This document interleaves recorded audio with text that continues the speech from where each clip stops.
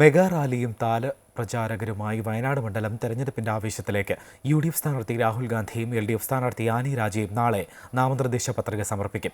വ്യാഴാഴ്ച പത്രിക സമർപ്പിക്കുന്ന NDA സ്ഥാനാർത്ഥി K സുരേന്ദ്രന് പിന്തുണയുമായി കേന്ദ്രമന്ത്രി സ്മൃതി ഇറാനിയും മണ്ഡലത്തിലെത്തും.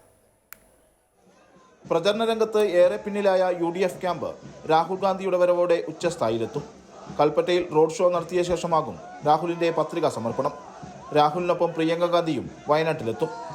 കേരളത്തിലെ 20 മണ്ഡലങ്ങളിലെ മാസ് ക്യാമ്പയിന് തുടക്കമായി രാഹുൽ ഗാന്ധിയുടെ നേതൃത്വത്തിൽ നടക്കുന്ന റോഡ് ഷോ മാറുമെന്നാണ് UDF പ്രതീക്ഷിക്കുന്നത്.